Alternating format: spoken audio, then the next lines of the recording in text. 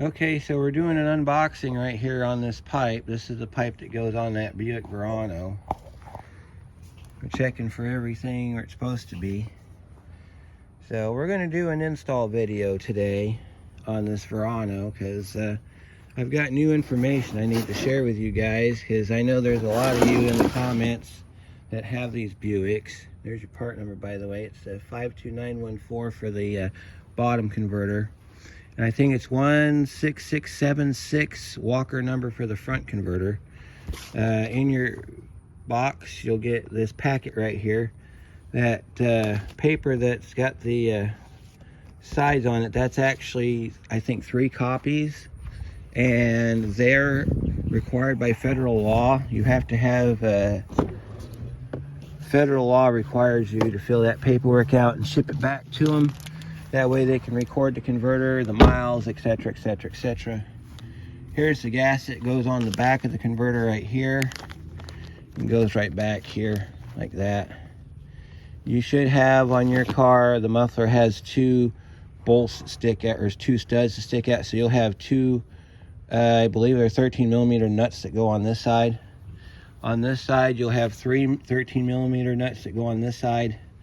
In the last video, I don't know if I showed it to you, you probably saw it. It's got that brace that we got to grab and put that on the brace. So we got that we got to take care of. So you want to inspect your converter, make sure that it's intact. This one, you can clearly see the honeycomb, so it is clearly intact.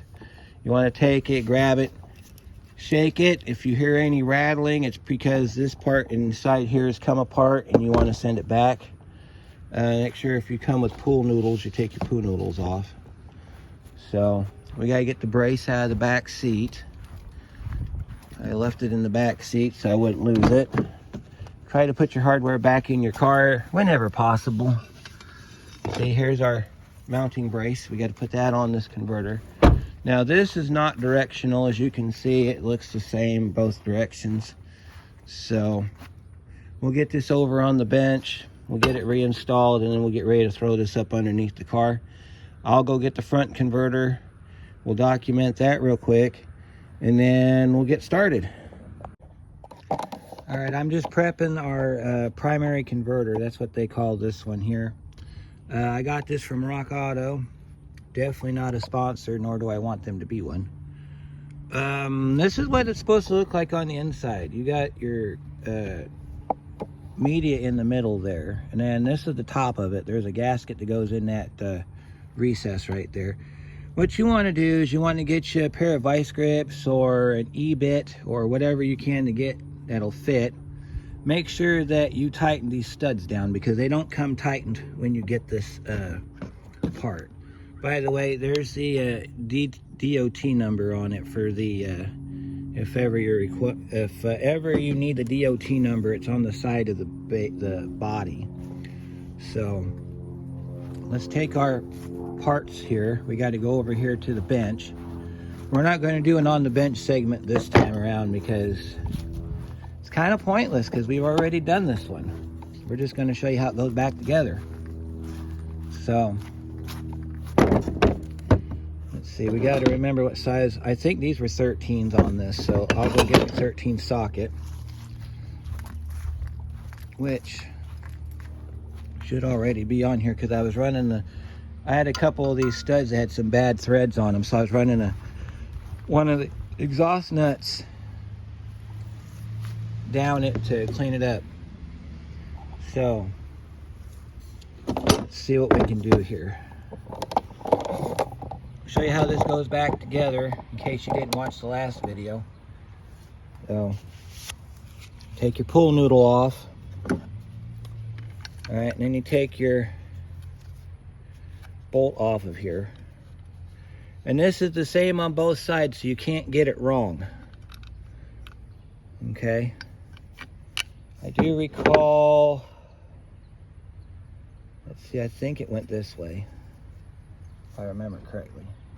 You're going to slide this piece in on this side, and then you're going to take this side And you want to pay attention to how your mount looks, because you have a protruding side and a flat side. You want the protruding side facing out away from the pipe and the flat side facing into the pipe. And then you just set your piece down in there. And then what this will do is, you want to get it about centered, okay? And the way this brace works is that when you go to tighten it up, the pipe will actually adjust itself inside the brace. So there's no need to worry about whether or not it's lined up, because as you're tightening it down, you're going to go, it'll slide inside the brace. And then we turn it upside down. And then we want to set it straight up in the air like that, and then tighten it down. Make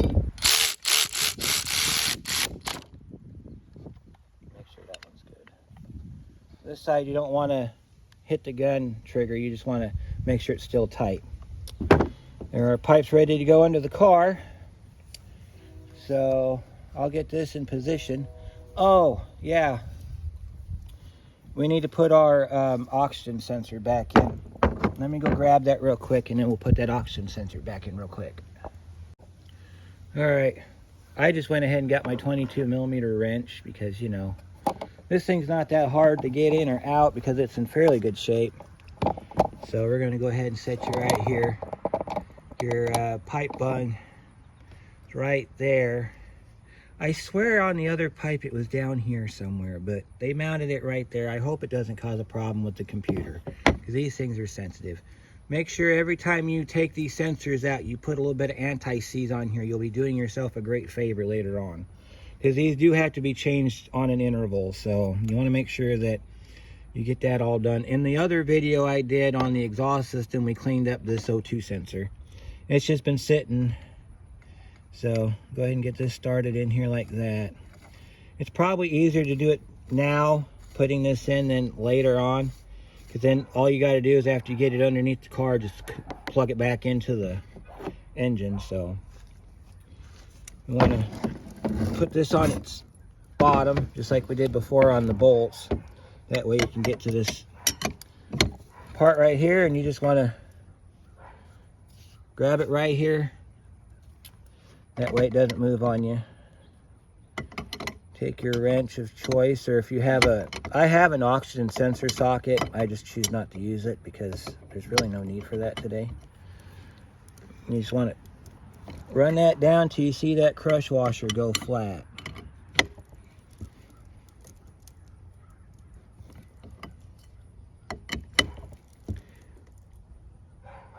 There we go, nice and tight, ready to go. All right, now we're gonna take the pipe over to the car, and I'm gonna show you how this goes on. All right, so let me show you what it looks like under here without your exhaust on. You might notice a few things, like I got new nuts for the exhaust pipe because they had to get changed. There's no way around it. So, you see, okay, let me orient you to what we're doing. Okay, so you see those bolts right there. There's the same on the other side right there. You see that empty space between? That's where this converter goes. That bracket that we just put on bolts up here. The bigger bolt on the outside is a 15mm, the inside bolt's a 13, okay? This is structural. You have to have this, okay? That big bolt goes right into the bottom of the body, and it holds that cradle bolt. So, if it makes you nervous, of course, there's a bunch of other attachments and stuff you have to have in order to get this engine to come down. So, you don't have to worry about it a whole lot. But if it bothers you that you got that going on, you can place a jack under this beam right here. This is your cradle. You can put a jack under there, or a set of jack stands if you wish. Doesn't matter. I've got a jack stand under the exhaust, so that'll aid in installation. The only thing that you need to do on that part is just make sure that you have all the gaskets off. I think it only takes one gasket, but I'm going to double check it before I put it together. And if it's a double gasket system, I'll just have to go buy another gasket. So let me get this in position. I have no way of filming this so you can see what we're doing. Because I don't have a small stand I could stick under here. But let me get this all set up, and I'll show you what it looks like when it's done. That way, you know, if you're going through this process, you can make sure that everything looks like it's supposed to.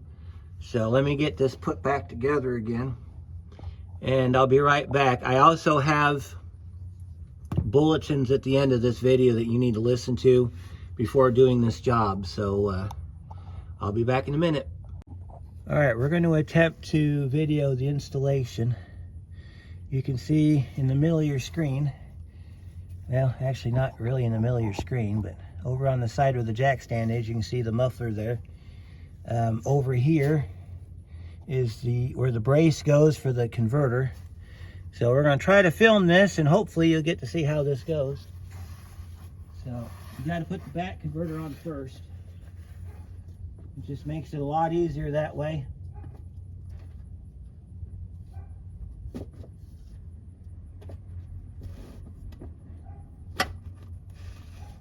I got a carpet under here, so it's a little hard to slide this thing.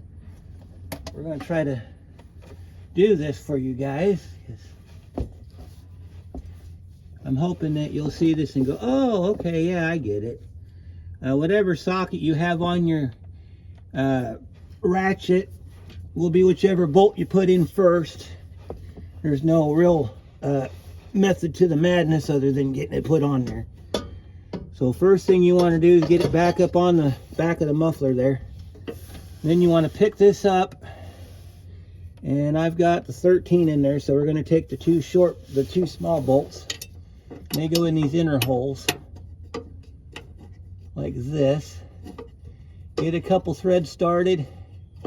Let it hang down on each side, because the outer bolts, you're going to have to work with them a minute to get them to go back in. You want to just kind of push this around on the rubber bushing. You don't want to put too much strain on it. All right, now we got it hung. We're not going to tighten them up till we get these big bolts in the front here. Because these you're going to have to mess with a minute.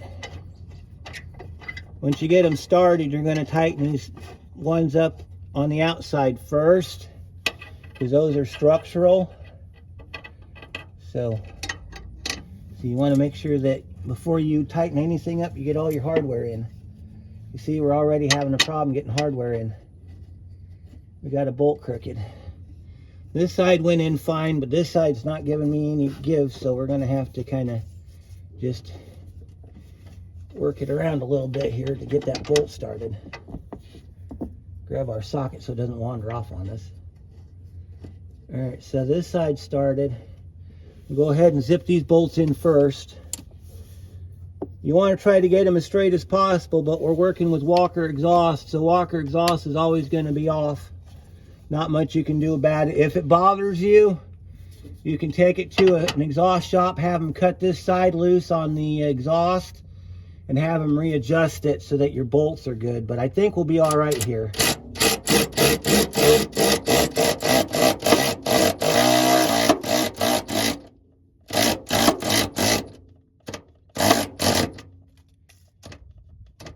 You see, you hear the popping that we're hearing on that bolt? You're not supposed to have that popping. It's because this exhaust is not right.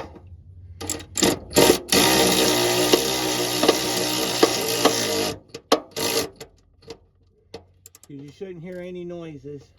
Of course, we'll come back with the regular ratchet and tighten them up in a minute. I'll go ahead and get the inside ones now. All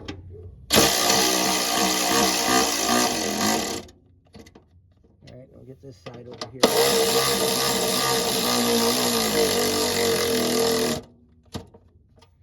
All right, we'll go ahead and I'll go grab Big Blue, and then we'll tighten these 4 bolts down here. Then make sure you tuck your reach up inside the front here while you're up front and plug your O2 sensor back into your connector on the engine. That way you don't forget about it. And if you are one of the fortunate ones that still have the little blue or gray connector lock, go ahead and make sure you put those back in. I think this one lost it a long time ago, so in that event you can run a zip tie through it if it bothers you. So I got to go get Big Blue, and we'll tighten these 4 bolts down real good into the body. Then I'll crawl to the back, we'll get the 2 nuts on the muffler, and then we can pull that jack stand out. And then the fun part comes when we got to put the front converter in.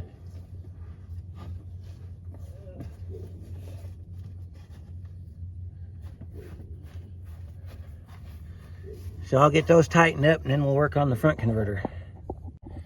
Alright, so we got those 4 bolts on the cross member tightened up. So now I'm going to direct your attention over here. We're going to see if we can get you to sit upright. Oh, that's perfect.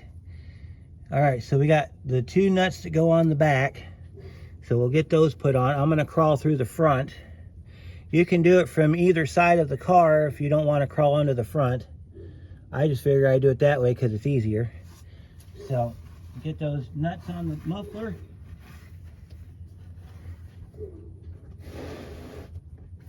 And then once those nuts are back on the muffler, then we can crawl. Then we can move our attentions to the front of the car because we got to put the front converter on. So I went and got brand new nuts for this car because the other ones were pretty beat. 13 millimeter head size. It's an M8 by 1.25, and they fit perfectly once you get them things oriented to the threads.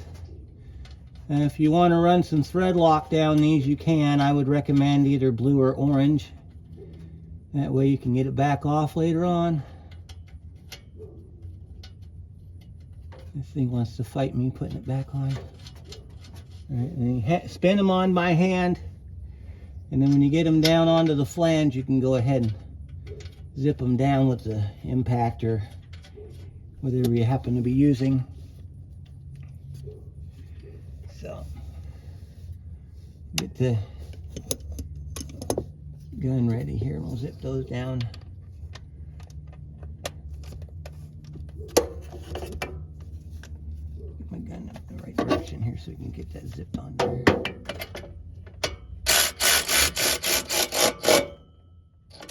See how it picks that pipe up?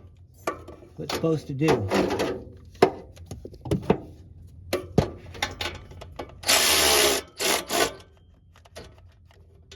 Okay.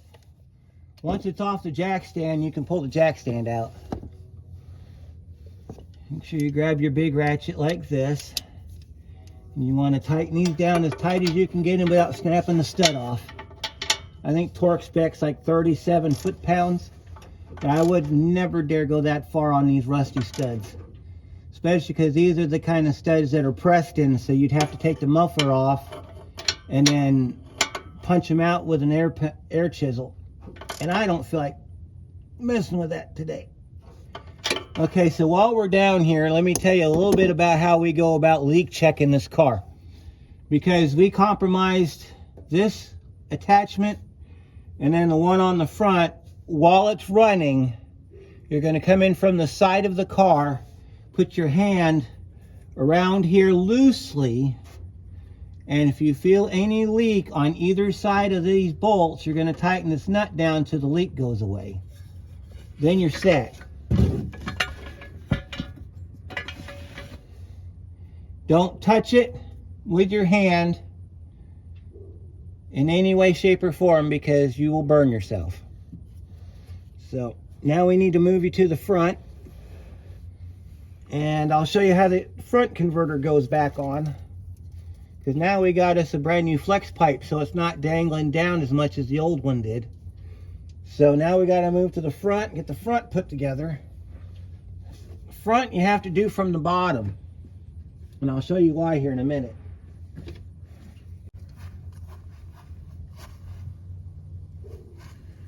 That was pretty interesting, wasn't it? I was able to film that for you.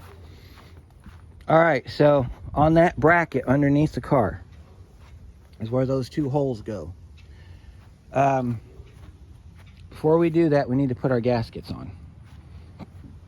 So let me grab our pod. We'll put you up on the spot there where we usually put you for our on the bench segments, which is the top of our trash can. And I'll show you how these gaskets go in real quick. You must install the top gasket before you put it in the car, or you won't never get it on, because this part here, these three studs are going to go right up into the exhaust manifold. So this is your upper gasket. 61054 is your part number. Grab you something to open it with. Oh wait, hang on. These have a little pull tab on the side. So we'll throw that pull tab up in there. And this little O-ring here goes like this. So you got your manifold sits here. That ring goes like that. So you're going to feed this up from the bottom. You're going to line up our two holes down here, and then if you did it right, these three studs will fit up into the exhaust manifold. So this is your upper exhaust gasket. That has to be on there before you put it in the car. Then we've got a molly gasket, because this has to be metal. This is an OE gasket. If this is not metal, you'll get a code. Because I had a gasket on here from Felpro. It was a gasket similar to the tailpipe gasket. By the way, that's your part number for this one. If you want the metal one for the back, it's a 153, 153. If you want the one for the back. And GM, in their service information, requires that this has to be a metal gasket for the upstream converter. Not necessarily sure why that is, but I just do what they tell me to. So if they say it's a metal gasket, I get a metal gasket. If you're doing this for the first time and you see a metal gasket, that is what you put back on. Make sure that it's not bent, that it's as flat as you can possibly get it. And then this gasket mounts on the bottom. I'm going to grab it like this, flip it upside down. And it doesn't matter how that sits, but I'm going to do it like this, because you got a couple retainers on here. So you want to make sure that this thing, we're going to let that one gasket drop for just a second. These are gasket retainers that they put on here, so you want to push this all the way down so that it's all the way down on top of all of. Because what will happen is when we tighten this up, this is going to suck down and it's going to go over the flat parts on the stud, so you'll be fine on that. But see, now your gasket's on there and it won't fall off. So now we got to mount this. I don't think there's any good way of showing you how to do this, so what I'm going to do is I'll get it installed and then I'll show you what it looks like. So I'll be back in a minute. Okay, so we had a little sideways attack going on here. So as you can see, one of the studs broke off, so we got that one out since it was really easy to do.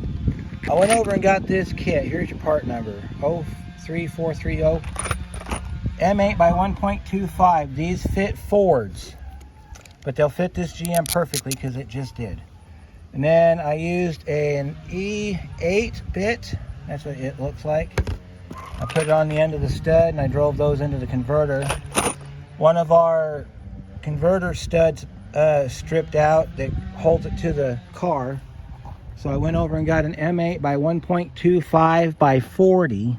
That's the length of it, 40 centimeters. I believe that's the appropriate measurement. And so I got it all cleaned up and that's what it looks like. Here's our new bolt. I got a zinc washer on the back side up underneath the plate here. You can't see it. Then I got new nuts for that. And then this one we had to rebuild. So I put some Freol on it and ran that nut up and down it a few times. Got all the rust out of it. Then we got our nut here, and then there's one behind the pipe you can't see. So we're done under here. And If there's anybody out there that works for Walker or MagnaFlow exhaust, do me a huge favor and actually build this stuff to fit. Because had it fit the way the OE has got it to fit, I wouldn't have messed up this stud. I wouldn't have broken that stud. So, you know, do better, please. I am getting really tired of this aftermarket exhaust not fitting properly. I mean, I can give you a quick view, since we're underneath the car, of what I'm talking about. That Buick right there, that's brand new exhaust system. It should sit up high enough to you can't see it from the, if you look under that car, you should not see anything of exhaust. I've got to take that to an exhaust shop and have them rebend that pipe, because Walker exhaust can't bend pipes for crap. And I don't care if you know, I get any kind of backlash about it. I'm pretty sure every technician out there within the sound of my voice watching this video knows exactly what I'm talking about when it comes to aftermarket exhaust. Please, please, please, if you're going to build this stuff, do it right. Because I'm sick of this. Very sick of this. Okay, rant over. All right, now we got to get to the top.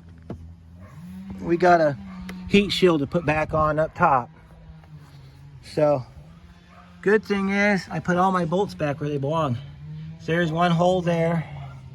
Let's see if we can move this out of the way here. There's the other one. And then there's another one. You can't see it because of the sun glaring. It's back over here. Those are 13. Let's take one of the bolts out, because I got to... By the way, these came out real easy, which is a shock, because I've never had a heat shield come off so easily. All right, so we're going to take our socket, or our bolt. They are 10 millimeter, okay? These get snugged. You can put some anti-sneeze on them if you want. Do not Loctite these. You'll never get them out. And then they will break off inside your manifold. If you use this kit, don't use these nuts. These are called capture nuts. They're offset. So what happens is they'll start in. You might tell by the unique identification on top. You don't want these for this particular application, because as you can see, one side's flat. In a situation like this, you want the nuts to slide up and down really easily. They're not going to come loose because they're torqued. So I'm going to get this heat shield back on, and then I'll get to that bulletin I mentioned earlier in the video. All right, so I mentioned a bulletin. There's a bulletin for model years 2016 and earlier that may have had pre-catalytic failure, or catalytic converter failed on it. You're reading the instructions, and it says that to check the negative coil ground. Okay, so you go to your wiring diagram, and it's G104 for these Veranos. So G104, you have to take your skid plate off to get to it, and it's this bolt behind the starter. So I'll show you where the bolt lives. Bolt lives in this empty hole right here, and this is G104, okay? So what you're going to do is you're going to pull your Tessa tape back, and if you don't have a solder connection like this, you want to look for any kind of corrosion around the eyelet. You want to look for anything on the end of the solder joint. And then if yours was bent like this one was, try to straighten it out when you put it back on so it goes up like that, because you can't ground nothing if it's bent, because it's going to create, you want as much surface as you can if you're going to ground something. I'm going to take this sanding block, and there's a little bit of corrosion on this lug right here, on this hole, so I'm going to clean that up. This thing's already grenaded one converter. I don't need it to grenade another one. Yeah, see that? Take your flashlight here so you can get a better look at it. See that up there? See if I can get my light on there. There you go. That's all nice and clean now. Now that's going to ground. I'm going to scrub on it some more though, so that it's a little bit better, but this was the bulletin. They want you to clean G104. because apparently the lack of ground causes a misfire that is undetected by the computer and can do everything from destroy O2 sensors to destroying converters. And what causes the converter to fail is the engine temperature gets too hot because there's too much fuel in the system. Gets the inside of that converter nice and cherry red, and that honeycomb that lives inside there just comes unglued from the inside of the converter, and it falls. And then what happens is it breaks up and it goes down into this pipe here, which goes into that back converter, which we changed earlier. So this is to prevent that from happening. One other thing I'm going to do is, instead of clearing the codes like I do on every job, I'm going to let the car clear its own codes. That way I know the job's been done properly. So I'll run the car about 3 drive cycles, because that's what it takes to get most of these codes cleared. And then if none of them come back, we're good to go. So I wanted to show you this. This is the Bulletin. You got to clean this pin right here. Make sure that you clean off both sides of your eyelet, or if it's in bad shape, replace it. And in case you're wondering, your starter sits right there. I know that's added footage, but you know, you got to take your skid plate off to get to it. So if you have a skid plate, you're going to need to remove it. And you know how to do that if you've done oil changes enough. So I'm done here. If a follow-up video later in the future is needed, then I'll go ahead and do one. We do need to get it running and check for leaks on this seal and on the back seal. Top seal is good because those are real easy. That ring that goes inside that groove, it seals really good. So I've never had a leak up on the top side. It's usually been this one here that leaks. And, you know, but anyway, that'll do it for this one. I'm going to get this back together and I'll see you on the next one.